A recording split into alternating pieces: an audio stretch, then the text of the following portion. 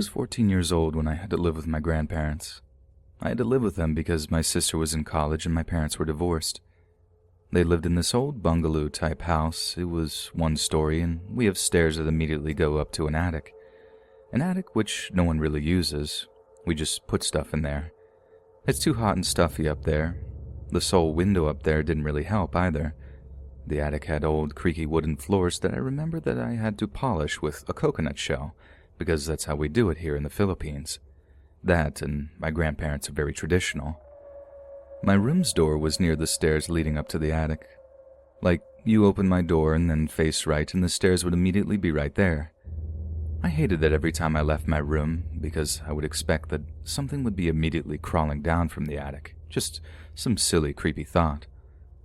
One night, my grandparents had to pick up my aunt's family from the airport. But because of terrible traffic here, they had to leave at 7 p.m. and their expected arrival back home would be by almost 5 a.m. So, a 14-year-old girl would be alone at home the whole time. But I reassured them that I would be safe here.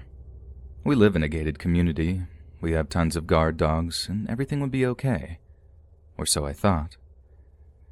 Before they left, we already had dinner, so I was stuck with cleaning the dishes and all. As I was doing that, I could hear a bunch of neighboring dogs bark a lot. I didn't really think much of it because the dogs always do that. When I finished cleaning up from dinner, I immediately had to lock every door and window and close all the lights before heading to bed. When I entered my room, the lights were open and it looked normal. My anime posters were on the wall, my closet was untouched, my bed was next to my barred tinted windows. We had to tint them because I was on the first floor and my grandparents wanted to make sure no one would peep in a young girl's room. And they were barred too because my uncle, who used to use the room, always escaped through there to go to parties. This was my grandparents' solution to that. Nothing was out of place to alarm me. Everything was normal. Until I turned off the lights. As soon as I turned off my lights, a silhouette of a man was illuminated by the street lights outside. He looked like he had thick, curly hair and a skinny build. I thought I was having hallucinations. So I turned the lights on again and he was gone. Turned them off again and he was back. Turned them on, gone. Turned them off. Now he was gone. I sighed in relief. I was just tricking my mind, I suppose, or something else was casting the shadow. I double-locked my doors just to be safe with the doorknob locked and one of those door latch-type locks. Then I tucked myself in. It was hard to fall asleep when a lot of dogs were barking outside. And they weren't our dogs, they were the neighbors, but I was finally starting to fall asleep when I heard something from above me moving. Something in the attic. I pushed down the thought. Just having a trick of the mind again. I hugged my pillow. It's just rats, I said to myself. These rats seemed heavy and were also pushing furniture around up there, it sounded like. My heart sank when I heard them hurriedly go down the stairs and stop at the bottom. I covered myself with my blanket and I waited for something. I was also wishing that my parents had given me a phone at a time like this, but I only waited in bated breath. Suddenly, I heard my doorknob begin to gently fiddle. I wanted to vomit when I heard a click, followed by a quiet turn of the knob. The knob turned, but it didn't budge. When they noticed, they tried to push it. This time, I had finally stood up, shaking. I was just a kid, home alone with no phone, no means of defense. All that was keeping me safe was this thick old door. I softly pushed my body up against the door and locked everything up again. I didn't want to make a sound. I didn't want to scream. I didn't want him to know I was here. I don't know why he stopped, but he just did. I didn't go back to my bed. I just sat there at the door, waiting. It felt like forever. I heard footsteps go up the stairs, but I still sat there. I saw something move out of the corner of my eye. There, out the window. The shadow was back. And I forced myself not to look. All I could think of was, thank God they were barred. I don't remember what happened after that. I think I fell asleep or I was too scared to even think straight. I just remember the next day when my family and I were finally having breakfast. I casually brought it up.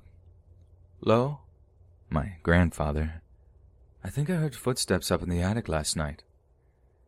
My grandfather scoffed. "It's probably just rats." I never brought it up again. I didn't want them to worry. But I do know this. Our dogs were caged up near the gate and were far from my room, so they wouldn't have seen anything.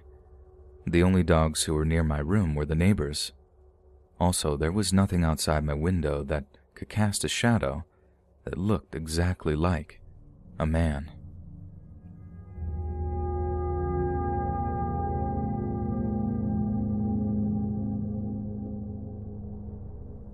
In high school, I was the weirdo. Always reading classic literature, hair dyed, listening to punk and ska, etc. I had a small group of like-minded friends, but other than us, it was a very straight, white school filled with very closed minds. Until the arrival of Mr. X. Mr. X was different to all of the other teachers. His clothes were unkempt, but in a cool, edgy sort of way. His hair was long and scruffy, and he had an air of rebellion about him. He was, of course, an English teacher, and immediately we became friends. I say friends because I'm now old enough to know how inappropriate that was. But I'd spend lunchtimes in his room talking about Oscar Wilde, Mary Shelley, feminism, etc. We'd listen to cool music and talk about concerts we'd been to. He'd often say things like, "I can't believe you're only 14. You're so mature." I was flattered and felt like he truly saw me for who I was. Writing this 20 years later, I feel embarrassed, but I guess that's how it was. A few months after he joined the school, something changed. Mr. X started sitting too close to me during our lunchtime hangouts. He began asking me to meet him at a local nightclub, famous for letting underage girls in, and I started to view him less as a lone wolf Jack Kerouac character and more as a bit of a sad and desperate individual. His conversations turned very inappropriate. Little comments like, "No one could ever call you flat-chested," and "I bet you're more experienced in the bedroom," etc. And any air of mystery or intrigue I'd previously believed he had soon disappeared. Eventually, I stopped hanging out with him and moved on. I would think about him occasionally, but more with a shudder than anything else. 2 years later, I opened the local newspaper to see Mr. X's face on the front page. He had been discovered hiding in school, in a female student's toilet cubicle with mirrors glued to the tops of his shoes. He would basically upskirt whoever was in the next cubicle. Added to that, he was discovered to have recordings and photos of numerous students, all taken without permission. I have no idea if any of them involved me, but there were thousands of them found. The police arrested him and he was put in jail for over 10 years. The slight irony is that I am now an English teacher.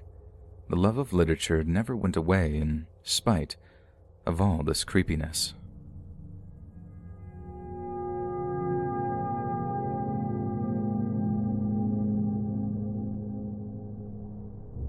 I have aged since then. I do not fall for these tricks as easily as I did then. I still hope for the good in people, but I usually doubt it's there for a while. I went to beauty school just after high school, so I was just learning what it was like to be an adult, work, go to school, and socialize all at the same time.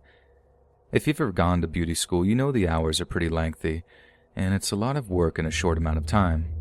You also know that you're mostly crammed with a lot of women of different ages and a few boys. If there's a straight man in school and he's even mildly attractive, obviously considering you're attracted to that type of person, most women in school are just so at awe because it's the only male person we are seeing during most of our weeks. That takes me to Dave, a few years older than me, tall, drives a Ducati to school, mysterious and handsome.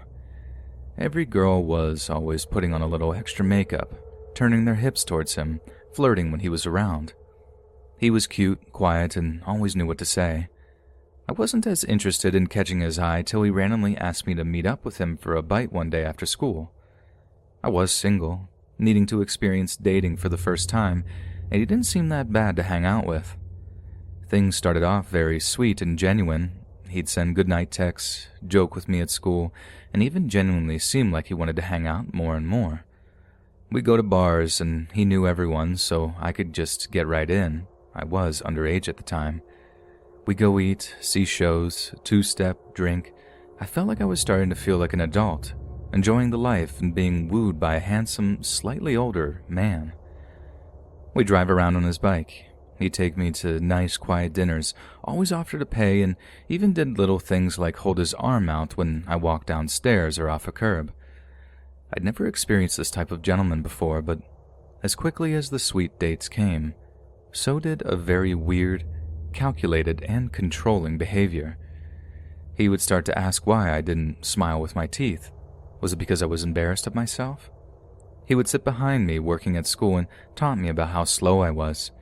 He'd say things like, "Don't sit like that," or say things that way, "That's not what ladies do," and "I'm a lady, right? Don't wear that lipstick, it's trashy." But I guess maybe I was being inappropriate. Maybe he's right. I should act more like an adult than a child, be better at school, look more like an adult. He brought me to his house one night, a place he rented a room from. Suddenly, this stoic Edward Cullen type turned into a person I didn't recognize, outside of the random mood shift.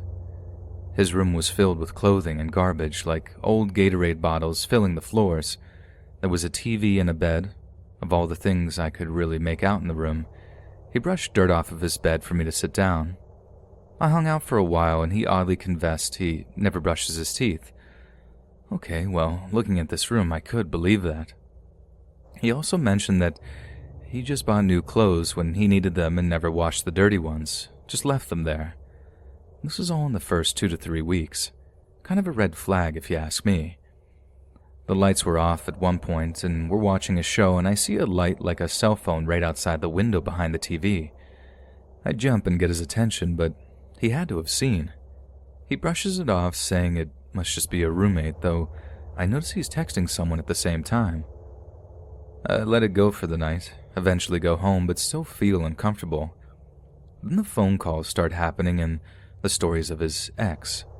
They'd lived together. She was 10 years older than him and had a 6-year-old kid. She was crazy. If he and I would hang out, I'd suddenly start getting calls from an unknown number the minute I walked in my door. They would ring till my voicemail got them, and no one would say a word till the message ran out of time. They'd happen every 10 minutes for 3 or so hours. I asked him about this, if it was him, and he said it may just be his crazy ex. But how would she have my number? He'd say, "Well, I have to give her some of her things, and she stole my phone at one point, must have taken your number." Still, the gentlemanly dates would happen, and the gifts. The gifts. Sending roses and coffee to my work, showing up with a massage and spa packages every week. We still saw each other at beauty school almost daily, and he'd be kind, but it was always hush-hush until it was outside of school. I was torn. Is this person lying? Or is this the first kind of person to want to date me? Maybe he just has some flaws and a crazy ex. Then the texts and Facebook messages started coming, clarifying it was her. "He's told me about your messed up life and secrets you've told him. I know he just saw you. I know you were at his house. I was outside his window looking in. Your red dress was nice. He laughs about you. Poor you. Just a stupid little girl." And stuff like that over and over. I'd block her, then she'd have friends send me the same BS. She freaked me out, and he always denied it and apologized for her behavior. Then there were days he wouldn't show up for school, and she would text me during the day saying they were together, sending pictures of him. I tried to confront him, but he always denied having anything to do with her and repeating that she wanted to ruin his life. Then she started going to my work, telling my coworkers she was my friend and would color things on the kids' menus like my name plus Dave, heart her, and tell them she wanted me to have it. She'd send me a random picture of him in a booth at my work, and I'd put the pieces together when I got there and got her notes, asking my coworkers where she was sitting and what she looked like. It was gross and embarrassing, let alone scary. My car was broken into at school, and nothing was taken from it but a bill that had my address on it. I then was so scared. I'd come home at any point in time, and she'd start calling me over and over as soon as I closed the door behind me. I felt trapped. She would call my work and school saying she was my mom and try to get more info on me, or call them as a customer trying to get me fired. My roommates finally kicked me out because they were rightfully freaked out, so I turned to the police. They put me in contact with a detective who I handed all of the calls, texts, and messages, plus notes she left at my work. I never answered the phone or responded to a single message from her. I had hundreds of calls, texts for at least a month. They came in every day from the same number. I never blocked that number after the first few were blocked, so I could keep a log of all the attempts. Plus, I kept a journal of every incident leading up to me coming to the police, just in case. I watched a lot of crime documentaries. He told me that there was nothing he could do to trace the number back to a specific person, and since she hadn't threatened my physical safety, his hands were tied. The very next day he calls me and is furious, telling me he can't help me if I'm harassing her back. I was confused, and when I asked what he meant, he said, "You're calling a mother non-stop throughout the night, terrifying her and her kid." Because I was the 20-year-old and she was 36, of course he's going to believe the adult, but I never called her. He asked me to come to his office to show me his evidence he has against me. She's forwarded him tons of texts, saying things like, well, I can't really say them here, but they were just toxic, just full of malice, and I just broke down. I would never say some of the things that she had said that I said, and I know I didn't send these tons of texts, especially overnight when I had school the next day. He didn't believe me and completely dismissed me. He ultimately turned against me and was now on her side, and this was crushing. I broke things off for good with David, basically told him to screw off. We still had to go to school together, and he was terrible. I embarrassed myself in front of my friends defending him so long. My work, my school, who I had to beg to make sure this girl didn't come around again, and a detective who ultimately didn't believe a word I said, just to get some peace. My friends were tired of seeing me scared, stressed, and constantly talking about this weird situation happening to me. I was over it all. She finally left me alone once I moved, got a new car, new phone, deleted social media, but it still freaks me out that we all live in the same town. She messaged me a few years ago from a different account when I was back on social media and said she was sorry, that she was manipulated by Dave and that they did this to too many girls. This was disturbing and gut-wrenching to me. Did a mother of a 6-year-old really have nothing better to do than play messed up mind games with a sociopath? Maybe two sociopaths together.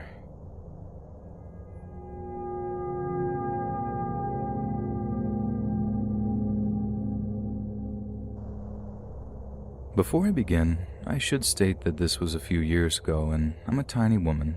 Back at this time I look like a teenager, so I've always been mindful that I seem an easy target or easier to fool. I had seen a job interview for a small business looking for a secretary. No experience needed as they would provide on-the-job training, and as that's the kind of thing I was looking for, I applied. I heard back quickly and was invited to an interview. When I arrived, I was excited. It was a bit of a journey from my home, but it was in a beautiful old building on the 3rd floor with a modern layout inside, though you could tell it was very new as it was bare bones and very little had been unpacked.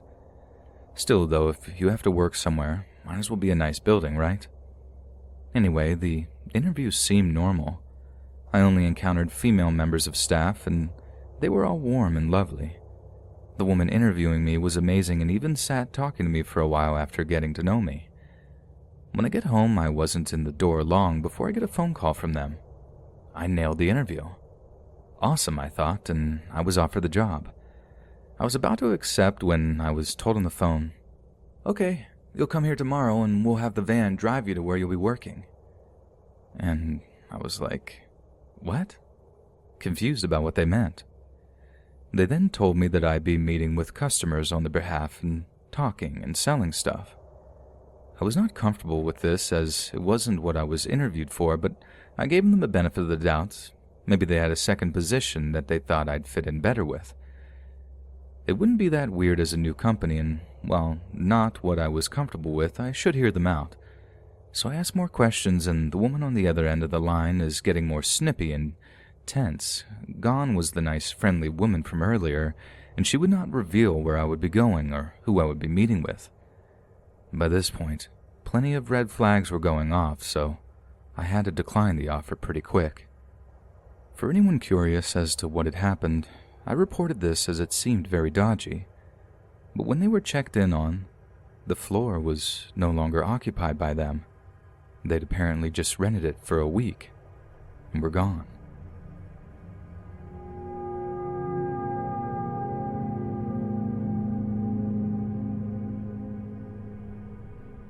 When I was 11, almost 12, the woman living above me was a coke dealer.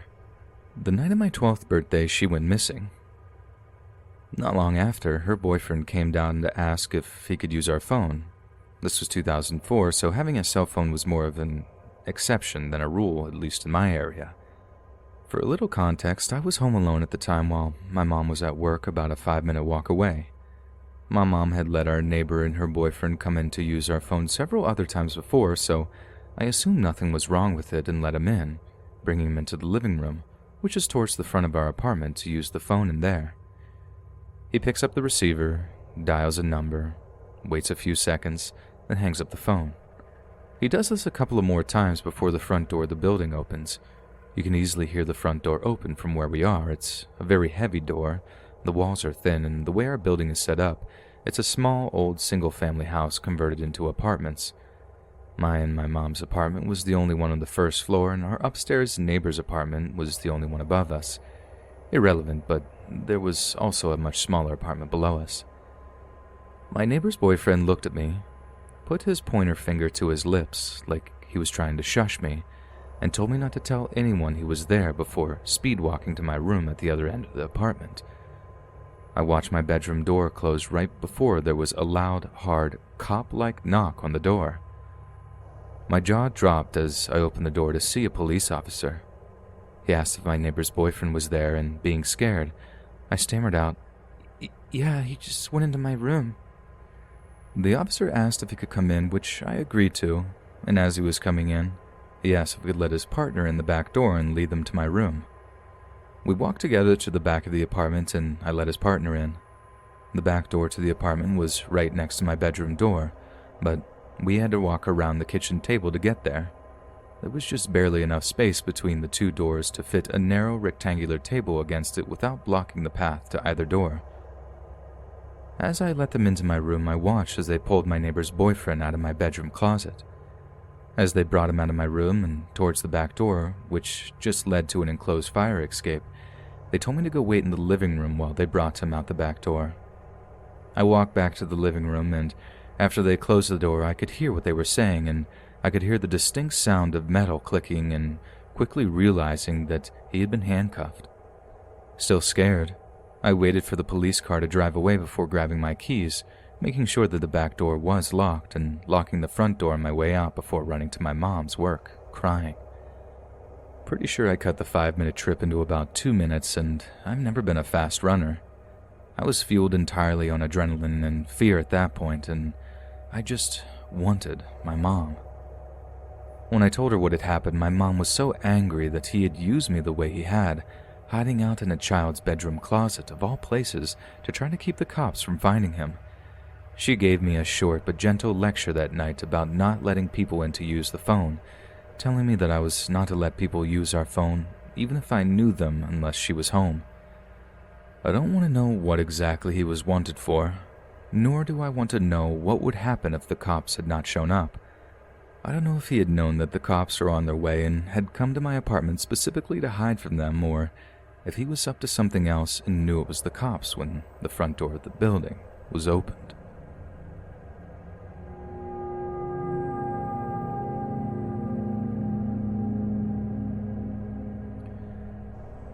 It was probably only after my close call that my mind really started to run away with what could have happened were it not for my dog. I'm a 26-year-old female. I live with my fiancé, my 2 cats, and my dog Rowan. Our house is literally less than a minute away from a huge farmer's field that is frequented by many dog walkers at all times of the day. Me and my significant other often take turns walking Rowan around the field throughout the day. It was only around 7:30 p.m. and it was still really bright and sunny. Rowan was letting me know it was time to go for a walk, so while my partner was tinkering in the garage, I grabbed his lead and headed to the field. Let me quickly tell you about Rowan. He's a 2-year-old Rottweiler who is very loving and playful, if a little daft, but would not hurt a fly, not a bad bone in his body. He's also extremely well trained. We made sure to put the effort in as he's a big dog breed with a bad rep, so wanted to make a point of not feeding stereotypes. I'm very much of the opinion of there's no bad dogs, just bad owners. Unfortunately, we've had some run-ins with some not-so-good owners, so Rowan gets a little nervous when meeting new dogs and people, but we're working on it. Now back to the story. We're walking around the farmer's field. Rowan is off sniffing and peeing on every blade of grass in sight. I always keep an eye out for other walkers anyway, due to Rowan being a little nervous, and I clocked a guy on his own walking down the path towards me fairly far away. At first I thought nothing of it, as plenty of people walk this route without dogs. We were just coming out of lockdown in the UK. As the guy got closer, I noticed he was in a full tracksuit with the hood up, which was odd as it was like 23 degrees, so shorts and a t-shirt weather. He then took a small path off the field leading through some bushes. It was a public-made shortcut rather than an official public footpath, but it was well enough used, so I kept walking, thinking nothing of it. At about 15 meters away from the path he took, Rowan shot back to my side, immediately dropping the mouthful of dirt he had been pretending not to eat. He's not the smartest. I pat him and noticed he was standing super alert, staring at the path entrance. When I looked up, I caught a glimpse of the man peeking around the edge of the bushes that concealed the entrance. I stopped dead in my tracks, and Rowan's fur stood on end as he positioned himself in front of me. It took me a second to realize that this man had been watching and waiting in the bushes for me to approach. My current route would have meant that I'd be walking right by the path opening. My stomach dropped as I realized we were the only ones around on that field. I had this weird moment where I was almost trying to convince myself that I was overreacting, but then the guy whistled. Not a wolf whistle, but as if to try and get my dog to come to him. Rowan was having none of that, though, and I definitely took that as my cue to trust my stranger danger instincts. I immediately turned and sped walk back the way we came, simultaneously pulling my phone out and dialing my partner's number. I ended up having to clip on Rowan's lead on to get him to walk with me, and he was not taking his eyes away from the path. He was even growling a little, which was so out of character and put me on edge even more. I glanced back, and the man had edged slightly out of the bushes, watching me walk away. My partner answered the phone after a few rings. I was only halfway through stammering out the story, and he was already sprinting up the field to meet me, telling me to stay on the phone, but to keep an eye on the man. The man in the tracksuit now fully came out of the bushes and just stood staring at me, walking away. I dared a quick look away from him towards the entrance to the field to see my fiancée jogging towards me. He was relieved I was okay, but was also immediately pointing and shouting, "Is that him?" Clearly furious at what this man might have had in his mind had Rowan not picked up on him hiding in the bushes. I eventually convinced my fiancée not to confront him as he was still stood staring, almost taunting us. You never know what people might be capable of, or have concealed. We came off of the field and took Rowan on a different walk, which he was more than happy about. I've never been so proud of him for stepping up and protecting me. Safe to say, he got plenty of treats and fussing when we got home.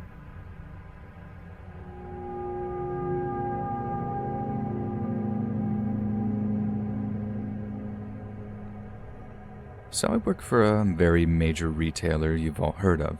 This was from a year and a half or so ago back when I worked in the electronics and photo departments.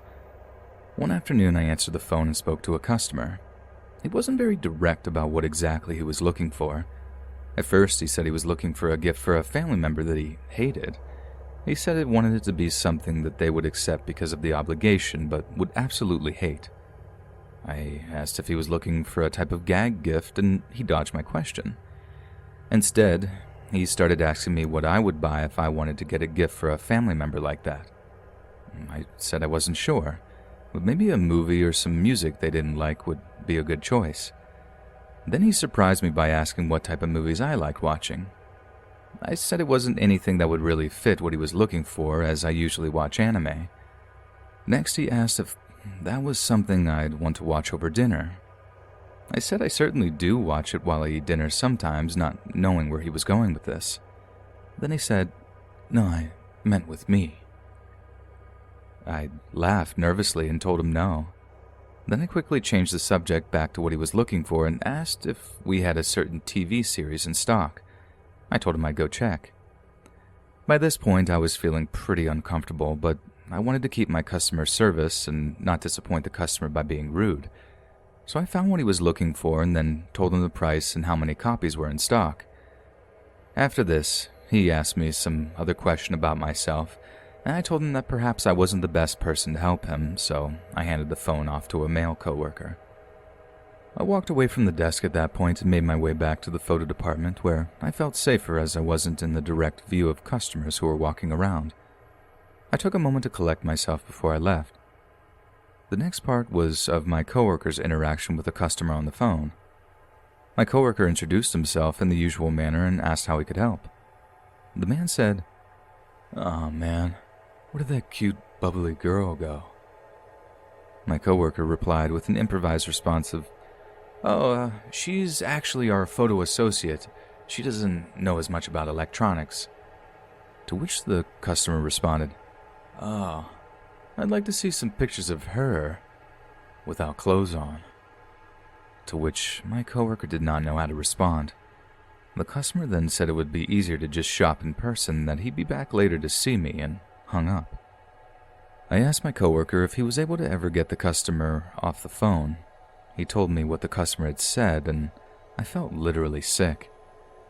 I was also so terrified of coming into contact with this customer that I went to management and reported the issue to them.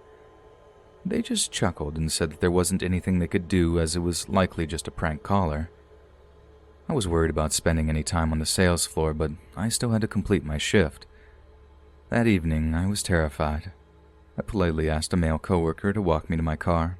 He obliged, and thankfully we saw no trace of the creepy guy anywhere, and we've never heard from him ever since then.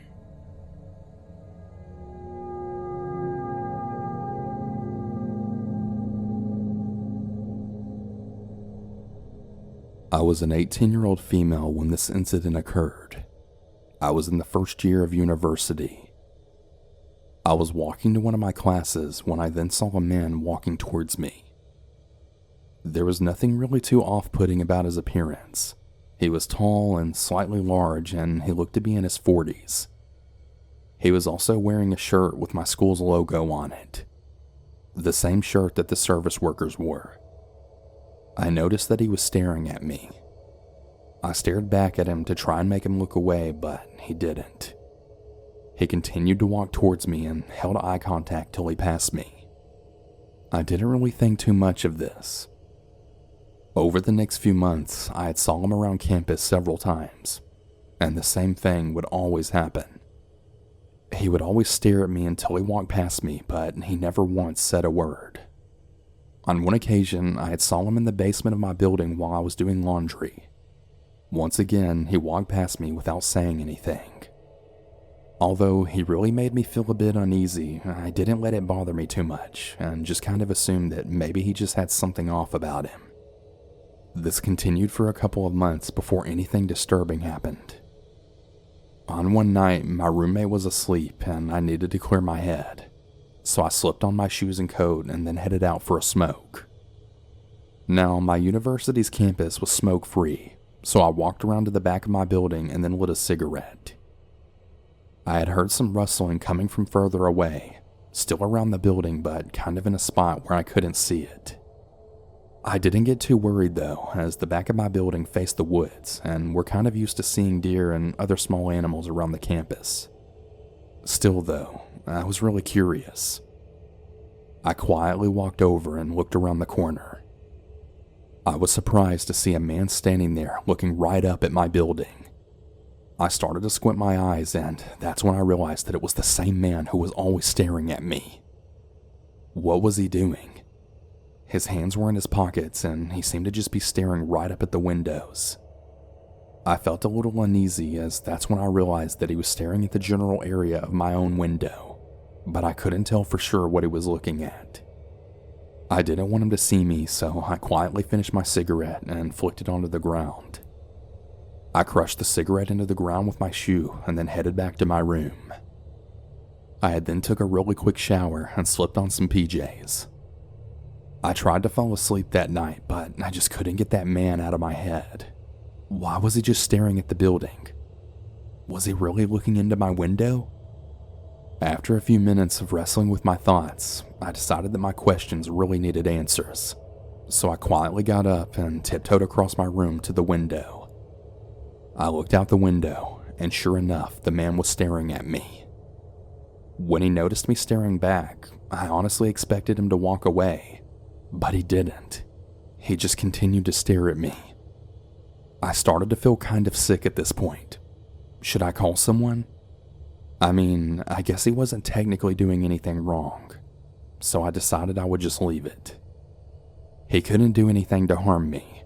My door was always kept locked, and there was no way he could fit through my window. It was on the 3rd floor, and it was extremely tiny. I crawled back into bed and went to sleep.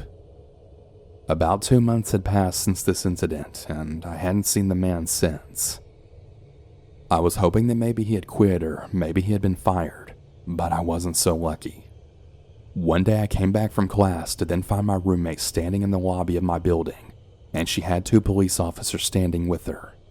When she saw me, she had then grasped and ran right towards me, then hugging me.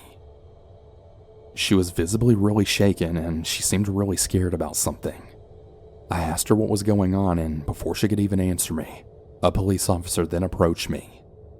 He then asked me to confirm my name and room number. I told him, and he then showed me a picture of the man. It was the same exact man that had been standing out my building 2 months prior. I said that I recognized him, and I told them everything that happened from the start of the year. The police officer sat me down, and he then told me what happened. Apparently, the man had been sneaking into our room like multiple times throughout the year. The man had both mine and my roommate's schedule so that he could see when we would be in and out of the room. He also had placed micro cameras in the corners of the room. My roommate wasn't feeling well, so when she had left one of her classes early one day, she had returned to the room to find the man standing in it. She then freaked out and called the campus police. The police then searched his office, and they found that he had stolen multiple things from my room. Things like my underwear, and he even stole my garbage. It was really weird. He also had like dozens of pictures of me, and some even taken around campus, and some extremely zoomed in on me in my room. The man also had a spare key to our room, which he would use to get in and out of it. The man was obviously fired from his job. I'm not exactly sure what kind of legal action was taken, but the police assured me that I'd never see him again. I've always really wondered what his true intentions were, and what would have happened if my roommate hadn't caught him that day. I guess it's a good thing I never found out.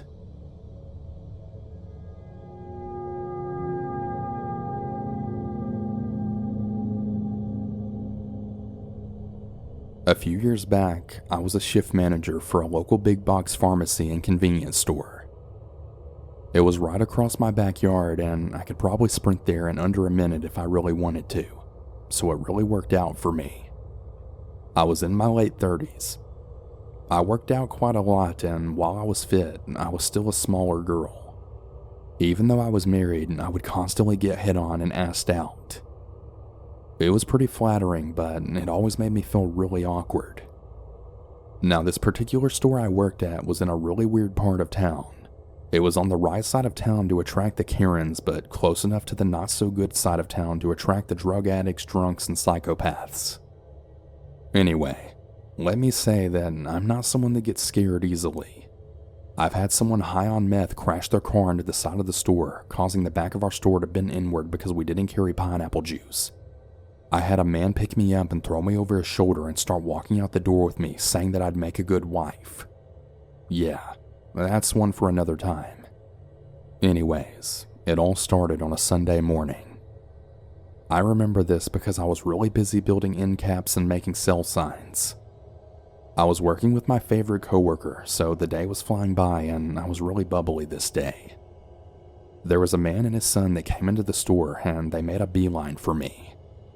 The man was probably just a little under 6 foot and he was skinny. The man had dreadlocks and a long skinny silver earring dangling from his ear. He also had this really tan trench coat that I found really odd because it was summer. Nonetheless though, I had then greeted them and asked if they needed some help. The man spoke with a really thick Jamaican accent, and he said that his GPS stopped working, and he wanted to see if we had any.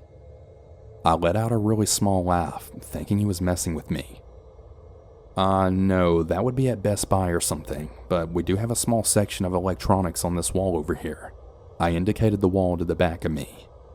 Oh, thanks, he said, taking a look but also keeping his eyes on me. Something about those eyes just really chilled me. He was speaking another language to his son, but I kept going on about my task for the day, and he would call me to help him, asking me questions about chargers and SD cards. I answered them, and then he started telling me how beautiful I was. Really awkwardly, I had thanked him. You must work out, yeah? He asked. Yeah, yoga mostly, I replied while getting more and more uncomfortable now. He made some more comments about my body, telling me how he loved my tattoos, and he was just really being a creep. I tried to stay polite though, and eventually I just walked away to do some more work. I started to avoid him, but he was still staring at me. The man had his phone out, and I kept hearing the shuddering of a camera. I went to the office to tell my other coworker that I thought the guy was taking my picture, and I was just really feeling uncomfortable. He then came out and watched over me. Shortly after my coworker came out, the man and his son then left. By the time the end of my shift came, I forgot about him. A few weeks later, I was up front ringing customers with a different coworker. We were crazy busy that day, but I was the manager on duty. After we got the line down, my coworker then handed me an envelope. What's this? I asked her. I don't know, some man in dreadlocks told me to give it to you, she said. I took the envelope and I went into my office with it. Inside of the envelope were dozens and dozens of pictures of me. My heart sank. I had no idea that these were taken. Most of them were of me in the store while working, some of me walking home, and some even with me and my daughter. I felt sick. There was also a note with it. It said something along the lines of, You're so beautiful. I'm in love with you. I'd be a much better husband than what you have now. Please give me a chance. There was more to it, but it's in police evidence now. The guy really stupidly left his name and address. I then called our store manager as well as the police. They took our camera footage, my statement, and the pictures and letter. They told him that he really needed to stay away from me or the next time he's getting arrested and he's banned from the store. I was really relieved, but still really bothered by it. A few more weeks to about a month then went by. It was another really busy Sunday night. It was just myself as the manager on duty, and we had another coworker as my cashier. We were ringing things up together when I noticed a man staring at me. The man was tall with a medium build. He had dreadlocks and he had the same earring and long trench coat as the other man did. This man was really scary. His eyes were just cold and really dead and angry. It felt like they were staring right through my soul. He didn't have anything to purchase, just stood and stared. I tried to smile politely at him, then another wave of customers came. I got lost in helping everyone, but didn't see the man anymore. Even when things calmed down, I still didn't see him. I decided to go start facing the back of the store, and I told my coworker to call me if she needed me. As I was back there, I heard that Jamaican accent and all over. I looked up at the mirror to see that same scary man on the phone. Yeah, she's here. No, it's just one other girl here with her. I can grab her when she leaves. No problem. I was absolutely horrified.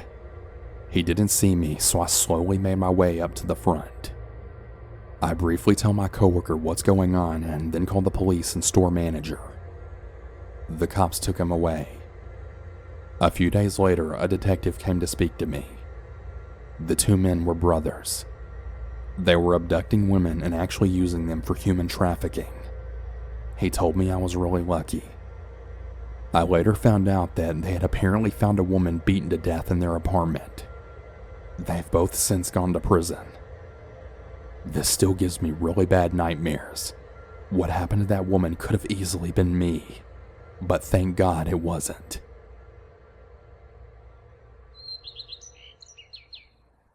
Hey friends, thanks for listening. Click that notification bell to be alerted of all future narrations. And if you got a story, be sure to submit them to my subreddit, r/Let's Read Official, and give and receive feedback from the community, and maybe even hear your story featured on the next video. And join my Discord to interact with me and other listeners directly. And if you want to support me even more, grab early access to all future narrations for just $1 a month on Patreon, and maybe even pick up some Let's Read merch on Spreadshirt. And check out the Let's Read podcast, where you can hear all these stories in long compilation form and save huge on data, located anywhere you listen to podcasts. Links in the bio. Thanks so much, friends. And remember to always smoosh your cats.